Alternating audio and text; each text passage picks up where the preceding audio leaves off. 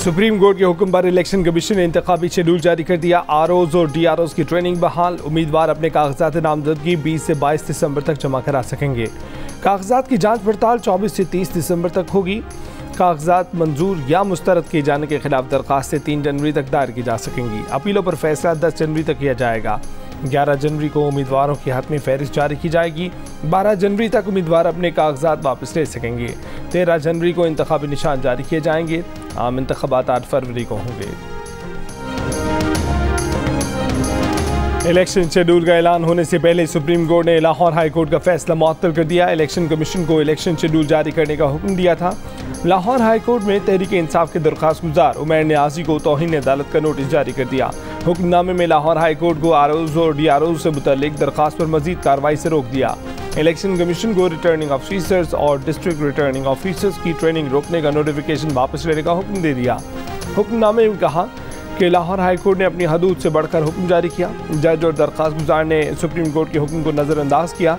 Lahore high court ने बुध की रात पीटीआई के उमैर नियाजी की दरख्वास्त पर इंतजामिया से इलेक्शन करवाने का नोटिफिकेशन मुअत्तल कर दिया था। फैसले के बाद इलेक्शन कमीशन ने आरओज और डीआरओज की मुल्क भर में तरबियत रोक दी थी।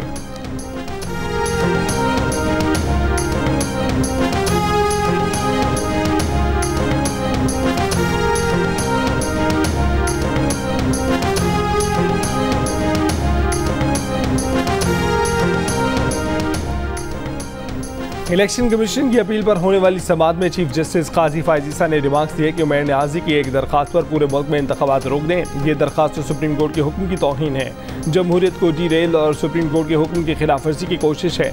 चीफ जस्टिस ने सवाल किया कि लाहौर हाई कोर्ट में दरखास्त गुजार उमैर नियाजी कौन है। इलेक्शन कमीशन के वकील ने बताया कि बैरिस्टर उमैर नियाजी का ताल्लुक तहरीक इंसाफ से है।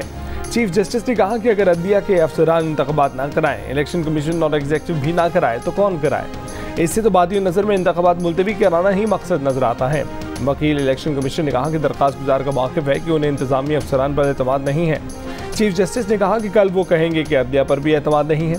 चीफ जस्टिस ने कहा कि इलेक्शन कराना किसकी आईनी जिम्मेदारी है। वकील ने कहा कि इंतखाबात कराना इलेक्शन कमीशन की जिम्मेदारी है। चीफ जस्टिस ने कहा कि जज साहब को कह दें कि वो खुद इलेक्शन करा लें, ना जाने अदलिया कैसे हुक्म जारी कर रही है। लाहौर हाई कोर्ट के जज ने मिसकंडक्ट किया है, ऐसे नहीं चलेगा। हम सब आईन और कानून के पाबंद हैं।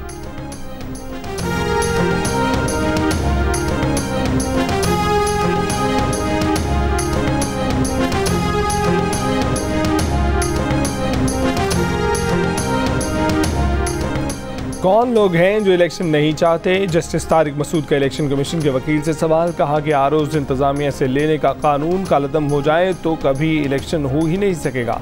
क्या रिटर्निंग ऑफिसर जानिबदार हो तो इलेक्शन कमीशन से रुजू किया जा सकता है? इलेक्शन कमीशन के वकील ने कहा कि 1000 से ज़ायद ऑफिसर अकेले उमैर नियाजी के खिलाफ कैसे जानिबदार हो सकते हैं। जस्टिस मंसूर अली शाह ने कहा कि क्या उमैर नियाजी ने हाई कोर्ट में चैलेंज करने से पहले इलेक्शन कमीशन को दरखास्त दी। वकील इलेक्शन कमीशन ने जवाब दिया कि पीटीआई के दरखास्त गुजार का कहना था कि एग्जीक्यूटिव पर इंतखाबात के हवाले से एतमाद नहीं। चीफ जस्टिस काजी फायजीसा ने सवाल किया कि क्या लार्जर बेंच बन चुका। वकील इलेक्शन कमीशन ने कहा कि लाहौर हाई कोर्ट ने लार्जर बेंच तश्कील दे दिया है। चीफ जस्टिस ने पूछा कि लार्जर बेंच की सरबराही कौन कर रहा है। वकील इलेक्शन कमीशन ने कहा कि सरबराही वही जज कर रहे हैं जिन्होंने हुक्म दिया।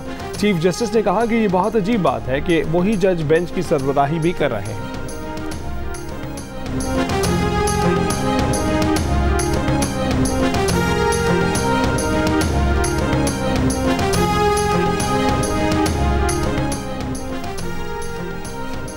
Chief election commissioner Sikandar Sultan Raja ने कहा है कि इलेक्शन तो होंगे, कभी नहीं कहा इलेक्शन नहीं होंगे। इलेक्शन के अलावा कोई चारा नहीं। जो 2-3 दिन ज़ाया हुए उनको एडजस्ट किया जाएगा। बलूचिस्तान और केपी में सिक्योरिटी की सूरत हाल तशवीशनाक है। हम दुआ नहीं दवा भी करेंगे। इलेक्शन कमीशन इंतखाबात के लिए मुकम्मल तैयार है। एक आरओ का नाम चेक किया, उसके बाद नाम फाइनल हुए। अगर किसी आरओ से मुतल्लिक किसी को एतराज़ है तो इलेक्शन कमीशन से रुजू करे। इलेक्शन कमीशन एतराज़ पर रिटर्निंग ऑफिसर को तब्दील कर सकता है। सहाफ़ियों से गैर रस्मी गुफ्तगू में कहा कि लाहौर की हल्काबंदियों पर नून लीग को तहफ़्फ़ुज़ात हैं। जिस शहर में एक जमात को जलसे की इजाज़त मिली तो सबको मिलेगी। पीटीआई समेत तमाम सियासी जमातों को लेवल प्लेइंग फील्ड फराहम कर रहे हैं। तहरीक इंसाफ के मुखालिफ नहीं है। उन्होंने मेरी नामजदगी की। तहरीक इंसाफ के मुकदमात का फैसला मेरिट पर करते जाएंगे। बानी पीटीआई पसंदीदा खिलाड़ी हैं। उनके घर में बानी पीटीआई की तस्वीर लगी हुई है।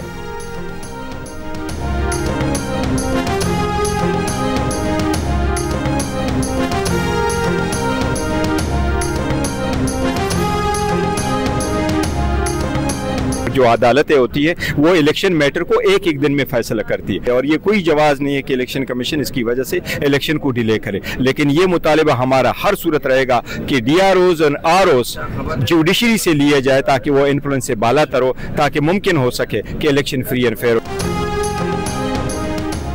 चेयरमैन PTI गौहर खान इंतजामिया से ROs की तैनाती न करने के मुतालबे पर कायम, कहा कि साफ शफाफ इंतखाबात चाहते हैं। दरख्वास्त की बुनियाद पर इलेक्शन में ताखीर का कोई जवाज़ नहीं।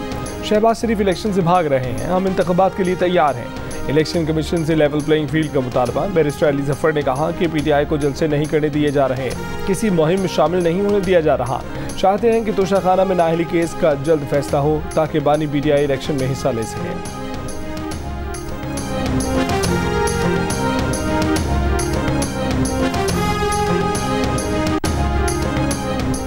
हुकूमत ने पेट्रोल 14 रुपये फी लीटर सस्ता कर दिया। डीजल की कीमत में 13 रुपये 50 पैसे फी लीटर कमी। नई कीमतों का इतलाक रात 12 बजते ही हो गया।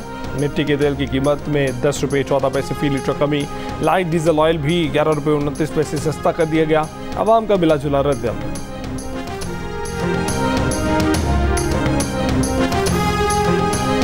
15-14 रुपये नहीं, कम से कम 30-35 रुपये तो गिराना चाहिए। देखिए वक्ती तौर पे तो अच्छा लग रहा है, और मुझे तो पता भी नहीं था, शायद अभी 12 बजे अचानक कम हुआ।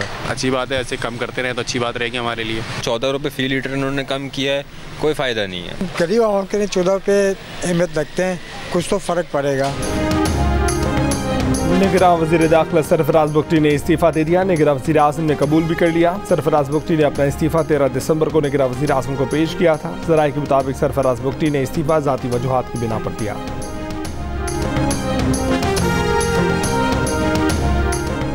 इलेक्शन कमीशन की जानिब से इंतखाबी शेड्यूल जारी होने से कुछ देर पहले इसहाक डार ने सोशल मीडिया पर गलत इलेक्शन शेड्यूल जारी कर दिया। इलेक्शन कमिश्नर चीफ ने इसहाक डार के शेड्यूल को जाली करार देकर मुस्तरद कर दिया। कहा ये झूठ है। इसहाक डार बोले कि उन्हें शेड्यूल एक साबिक सेनेटर ने भेजा था, उन्होंने सोशल मीडिया पर लगा दिया, अब उन्होंने उसे डिलीट कर दिया है। उन्हें जियो न्यूज़ पर खबर चलने से पता चला कि उन्होंने जो शेड्यूल लगाया था वो जाली था।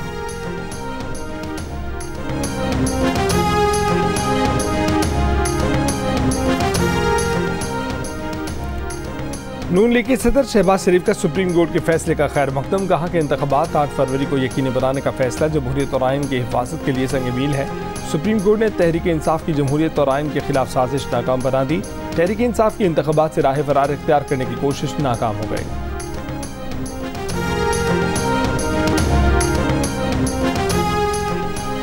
जस्टिस शौकत अजीज सिद्दीकी बरतरफी केस में lieutenant general retired Faiz Hamid को नोटिस। चीफ जस्टिस काजी फायजीसा ने शौकत अजीज सिद्दीकी के वकील हामिद खान से कहा कि जनरल रिटायर्ड कमर बाजवा पर तो बराह रास्त इल्ज़ाम ही नहीं, जनरल बाजवा को नोटिस करेंगे तो कल हमारे ऊपर बात आएगी कि गलत नोटिस किया।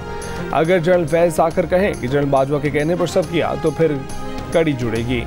जस्टिस जमाल मंदोखेल ने कहा कि मसला ये है कि अदालती निज़ाम को इस्तेमाल करने का इल्ज़ाम है। हमारा बंदा इस्तेमाल करके क्यों कहा कि नवाज शरीफ इंतखाबात से पहले बाहर ना आए? क्या चीफ जस्टिस हाई कोर्ट ने वो बेंच बनाया था जो फैज हमीद चाहते थे? वकील हामिद खान बोले जो फैज हमीद चाहते थे वो हुआ। फैज हमीद चाहते थे कि इलेक्शन 2018 से पहले नवाज शरीफ की ज़मानत ना हो। जस्टिस जमाल मंदोखेल ने कहा कि नवाज शरीफ की अपील पर क्या फ़ैसला हुआ? हामिद खान ने कहा कि अपीलों पर अभी फैसला हुआ और नवाज शरीफ बरी हो गए हैं। सुप्रीम कोर्ट का शौकत अजीज सिद्दीकी की दरख्वास्त पर साबिक chief justice Islamabad high court, justice retired Anwar कासी, साबिक रजिस्ट्रार अरबाब आरिफ और ब्रिगेडियर रिटायर्ड आरिफ रामे को भी नोटिस।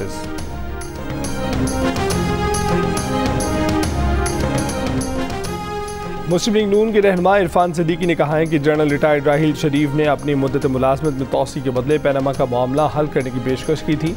प्रोग्राम जिरगा में गुफ्तगू करते हुए कहा कि जनरल राहिल शरीफ बार बार तोसी का पैगाम भिजवाते रहे। बिलाखिर उन्होंने नवाज शरीफ से बराह रास्त तोसी का मुतालबा करते हुए पैनामा का मामला हल करवाने की पेशकश की थी, जिसे नवाज शरीफ ने रद्द कर दिया था।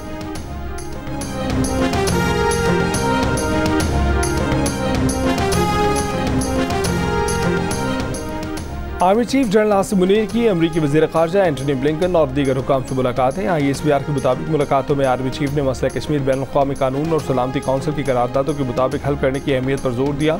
जनूबी एशिया में इलाकाई सलामती मुतासर करने वाले पहलुओं पर एक दूसरे का नुक्ता नज़र समझने की अहमियत पर भी जोर दिया। मुलाकातों में इंसदाद दहशतगर्दी और दिफाई ताउन के शोबों को बुनियादी अहमियत दी गई। आर्मी चीफ की पाकिस्तानी सफारतखाने की सैर तमाम इस्तकबालिया में शिरकत, बैरून मुल्क पाकिस्तानियों के लिए वीज़ों की रुकावट, खसूसी स्क्रीनिंग और दीगर गुमराहकुन अफवाहों को रद्द कर दिया। मुल्क की तरक्की के लिए बैरून मुल्क मुकीम पाकिस्तानियों के मुस्बत किरदार और कोशिशों को सराहा। बैरून मुल्क पाकिस्तानी कम्युनिटी ने अफवाज पाकिस्तान के लिए खिदमात को सराहा। आर्मी चीफ ने बैरून मुल्क पाकिस्तानियों को पाकिस्तान में सरमाकारी की दावत दी। कहा कि अमेरिका पाकिस्तान के लिए सबसे बड़ी एक्सपोर्ट मार्केट है, जो हमारी कुल बरामदात का 21.5% है।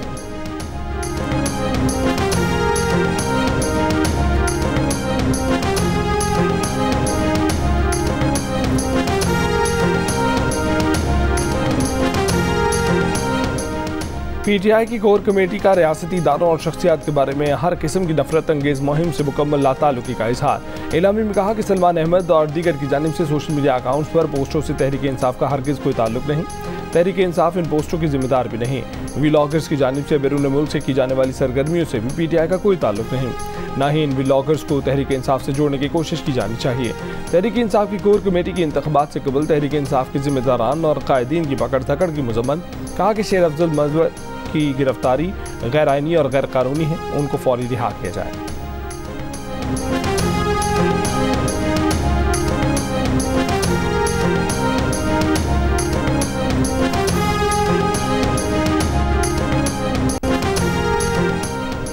कराची के इलाके नाजमाबाद नंबर 2 के करीब कार फायरिंग, 2 अफराद जाम भाग, जख्मी खातून की हालत इंतहाई तशवीशनाक, मुलजमान फरार। पुलिस जाए वक़ुआ पर पहुंच गई। शवाहिद जमा करने की कोशिश, जाम भाग अफराद की शनाख्त हाल नहीं की जा सकी।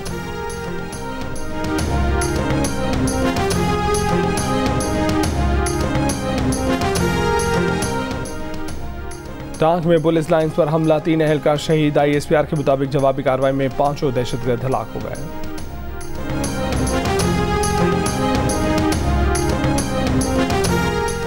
गाजा में इसराइली बमबारी ना रुकी, खान यूनिस में हमलों से बच्चों समेत कई फ़लस्तीनी शहीद।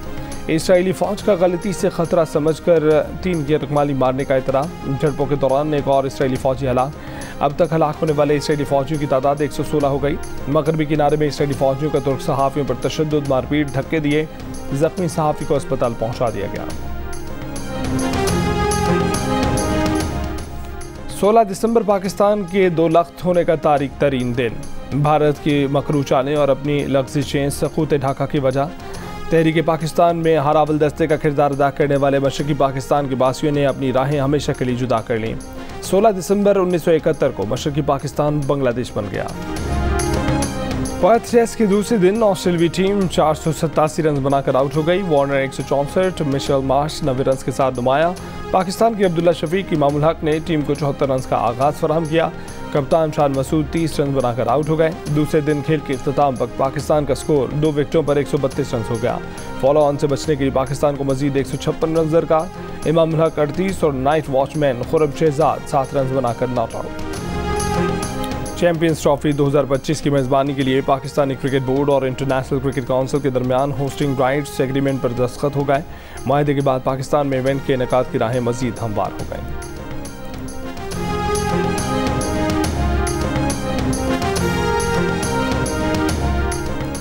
झलमगजी डेजर्ट रैली का दूसरा दिन। डेजर्ट रैली चैलेंज में क्वालिफाइंग राउंड का मरहला मुकम्मल। प्रीपेड कैटेगरी में नादिर अली मगजी पहले नंबर पर रहे। स्टॉक कैटेगरी में सैयद आसिफ ने पहली पोजीशन हासिल की।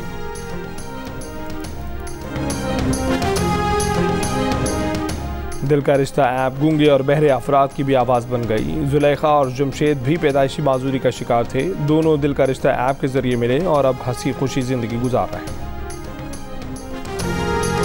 और पहली बार मिस यूनिवर्स मुकाबले में हिस्सा लेने वाली पाकिस्तानी एरिका रॉबिन जियो पाकिस्तान की मेहमान। कहा कि जितनी सपोर्ट मिली उसका कभी तसव्वुर भी नहीं किया था। मिस यूनिवर्स में पाकिस्तान की नुमाइंदगी करने का तजुर्बा बहुत शानदार था। उन्होंने कहा कि बैनुल-अक़वामी प्लेटफॉर्म पर पहली बार नुमाइंदगी की तो दिमाग में बस ये था कि पाकिस्तान के बारे में दुनिया को बताऊं। एरिका रॉबिन ने एल सल्वाडोर में मिस यूनिवर्स के फाइनल रैंप पर पाकिस्तान की सकाफती रंग बिखेर कर खूब दाद समेटी थी।